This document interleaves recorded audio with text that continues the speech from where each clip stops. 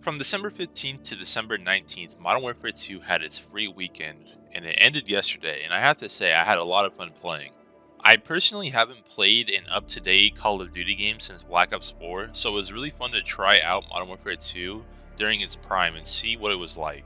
From what I've seen from Call of Duty content creators, getting gold camos on this game is actually a lot easier than it has been in previous titles. So for me, I wanted to come into this game and see how many guns I could personally get gold during the 4-day weekend. I decided to play on my Steam account as I had already played a bunch of Warzone and DMZ, so I was already level 65.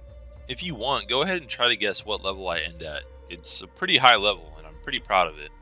Most of the guns I have unlocked are pretty low level as I've only used them a couple times in Warzone and DMZ, but for example the M4 I have used quite a bit, so that is level 20, so I do have a few guns like that. All I had to do at this point was just wait for the game to go free weekend, and I made a few classes in the meantime, and all I did was wait, and then finally I was able to play, so let's do it. For my very first game I got hardpoint on El Asilo. That's probably butchering it super hard, and that's okay because from now on I'm going to call this map El Ashido because this map is absolute trash and I hated playing every second of it.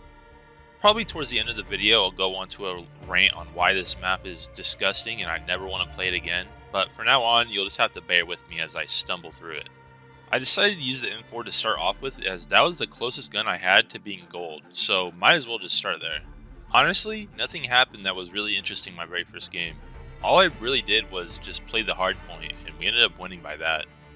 What was really weird to me was whenever I would tab into the scoreboard, I couldn't see how many times I died. Not like I'm gonna be going on a streak or anything, but seeing how many times someone died during the game is like, been in the game since the beginning, so why isn't it in this game? It was pretty confusing to say the least. The weirdest part about it is when the game is finally over, and you're loading into the lobby, you do see your deaths, so why can't you just display your deaths throughout the entire game? It's weird because there's always been like a latency tab, right? Older games it was the Wi-Fi bar, and then they added, when you're on PC, the ping, and then after that it was just always there. But now you don't see how many times you died until the game's over. I don't really see the point in that. I would like to know how well I'm doing during the game, not after it. To no one's surprise, I went negative. I went 21 and 26. I was still stumbling through the map, so you gotta work with me a little bit, I guess. I did level up off that game, and I also got one camo for the M4. I soon learned that you can pretty much get a camo every game you play, so I didn't really record all of them as you just got them naturally. I only recorded when you got gold. The next map that I ended up playing on was Farm 18, and Farm 18 is a way better map compared to El Ashido, and I actually had fun playing this map. If I had to say, I probably played this map 50% of the time that I was playing during the weekend, so I did end up learning a lot of what to do on this map. I learned the flows and where I can and can't go for the most part.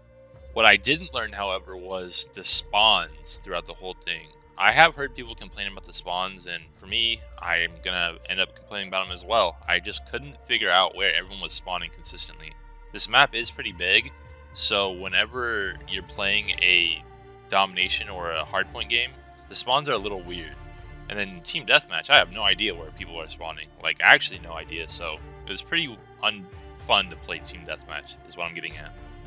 Just like last game, I pretty much just played the point. We got a little bit stomped this game, so we didn't end up winning, but I was able to get the last camo I needed for M4 before I could start working on gold, so that was pretty cool. I went 19 and 26, negative again, no surprise, I'm still learning the map, but at this point I'm pretty sure I no longer went negative as I understood the basics of all the maps. Unless we were playing Shipment. Shipment is a whole different beast, which brings us into our next game.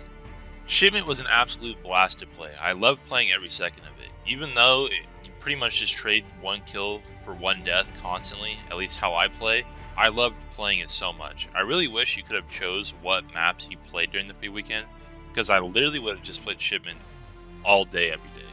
Like, this map is so much fun to play. I understand now why it gives so much praise.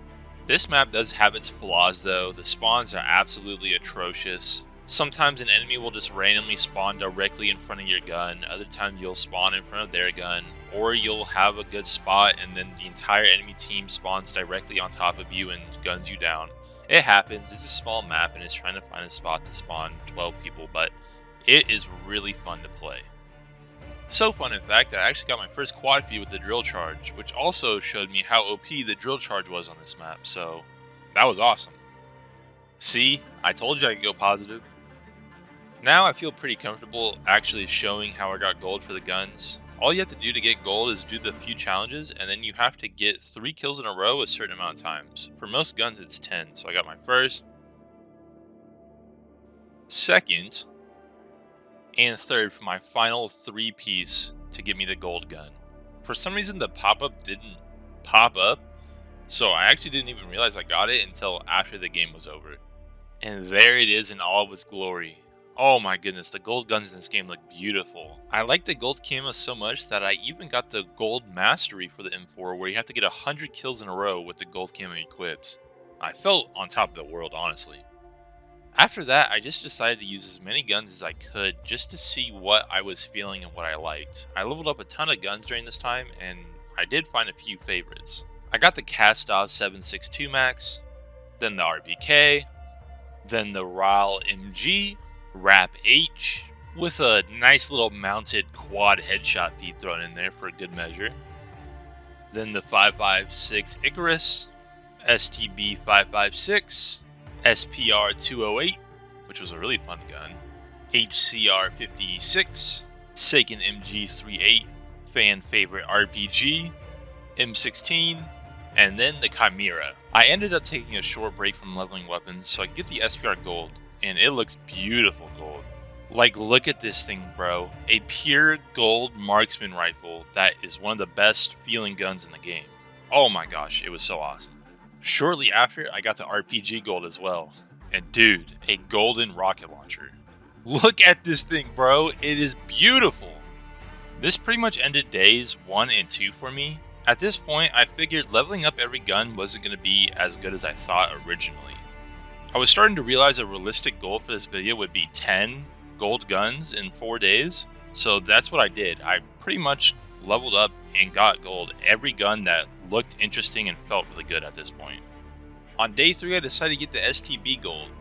The STB is like a mixture between an AR and an LMG, so it felt really good to use. Another gold to add to the collection. Are you gonna be in one?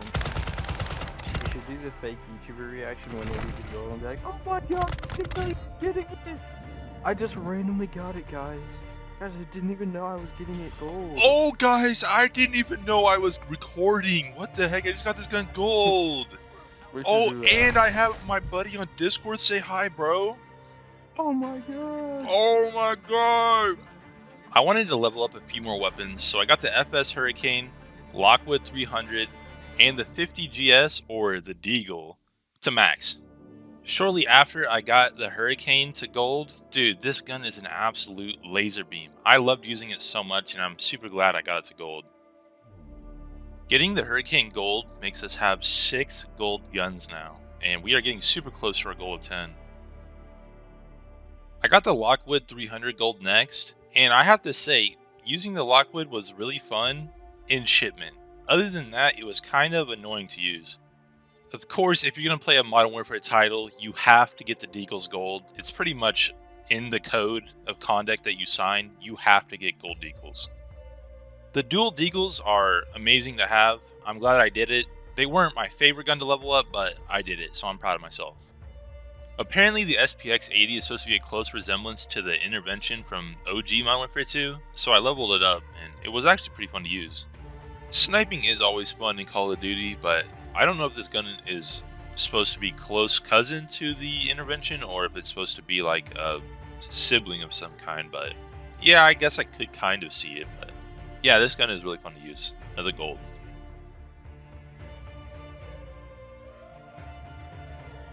I believe this puts us at 9 gold guns now, so we're getting really close to our goal. For my last gun, I decided to go with the RPK because I remember my little sister using the RPK back in OG MW2. She was bad at Call of Duty, as always, little siblings are. So what she would do was she would get the biggest LMG she could get, which was the RPK because it was an early unlock, right? and she would just hold down the trigger. She wouldn't even aim.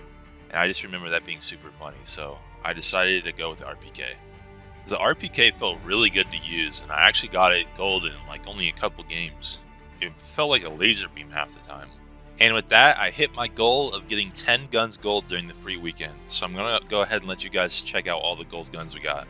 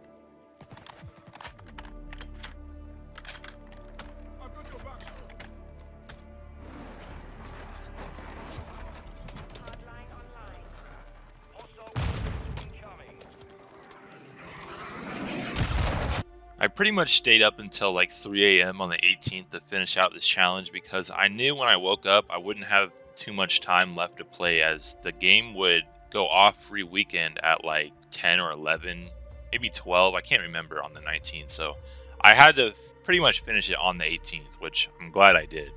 When I woke up on the 19th, I had a few hours to play, like an hour and a half, so I decided just to full send and play whatever I wanted with whatever gun. And I have to tell you, I felt so good just to be able to play and have fun. All of a sudden, all the little imperfections that the game had, all the like, annoying things that I would probably leave the game for, just didn't bother me that much. I was just simply having fun, and that was a good feeling to have. With the last couple minutes ticking down though, this was my last game on shipment, which is feeling great to play shipment for one last time, and I had to say goodbye to the free weekend. It's kind of poetic justice how shipment was our last game we got to play before they took free weekend off.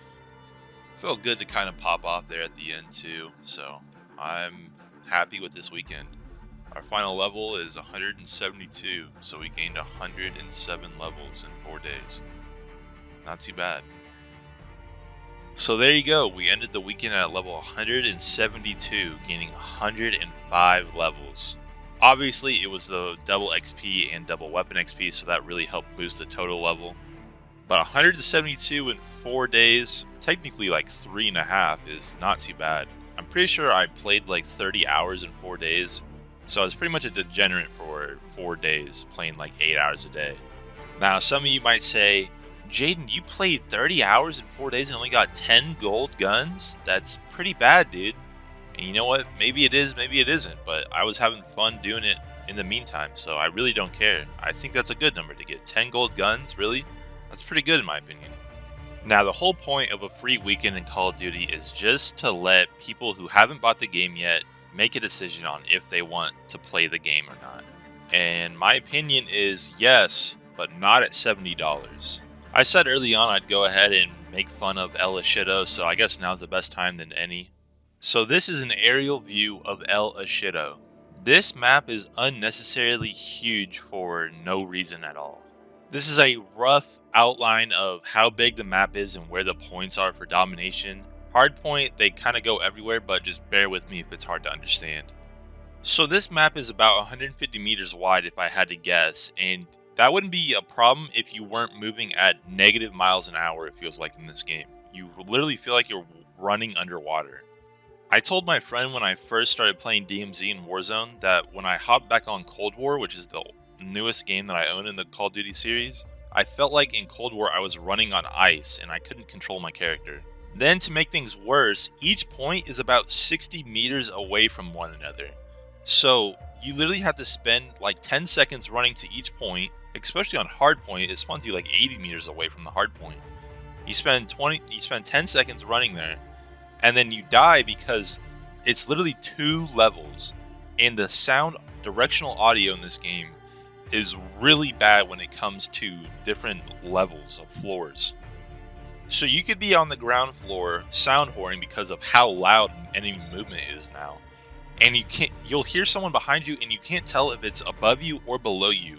So you spin around, do a bunch of circles to realize they're above you. You go upstairs, turns out they were actually below you the whole time on the ground floor with you.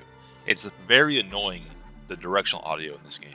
So whenever I was forced to play this map, I would pretty much never go inside because I could not for the life of me determine where the enemy was if I heard them inside.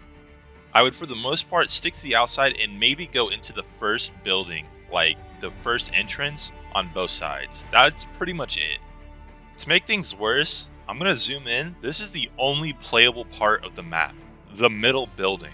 So all that extra space on the outside is barely used unless you're playing hardpoint. And the worst part of it for me is this white square that I outlined. This is the building on Seaside for domination. This building is as big as Shipment is. The entire map of Shipment could fit into both floors of this building. So it's two shipments stacked on top of each other. And for what reason? What do you need that big of space for? It literally peeks over a railing so you can see the hallway between A side and C side. That's pretty much it. And it's huge. Now, obviously, Farm had its problems too. Like I mentioned earlier, I couldn't figure out the spawns that crazily, but I got used to it and I kind of figured it out a little bit towards the end, not much though. Farm's also big. Hardpoint was really annoying to play because it had the same problem as Shido did, that it would spawn you 80-90 meters away from the hardpoint sometimes, and that's really annoying when you have to do a 10-15 second run to the other side of the map to then just die because their entire team is on the point and you have to do the whole run over it again. Shipment, of course, has its problems that I mentioned. It's a small map, so the game is trying to find a spot to spawn 12 different people in. Explosives can be annoying, but you just run the trophy system and you're pretty much fine if you're dying to that. But it's definitely just the spawns for Shipment.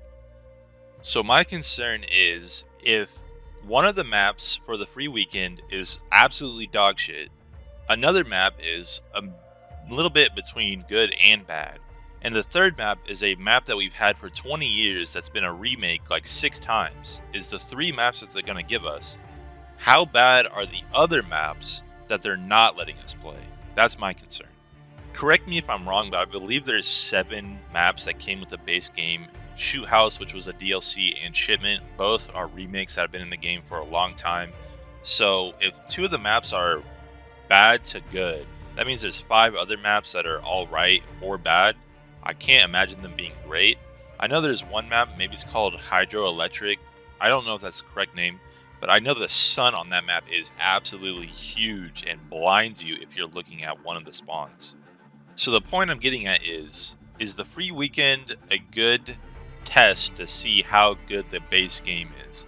And if so, is the game worth $70? And I said no, it's not worth $70, but it is worth buying. If it was on sale for like 30%, 40%, 50% off for Christmas, absolutely buy the game. It's very fun to play. But Jaden, it is on sale. Just check Steam. Wait, are you serious? Oh, okay, let me check. So they made the base game $10 off at $60, where every single Call of Duty for the past 15 years has been priced at, and the special edition $80. Nice.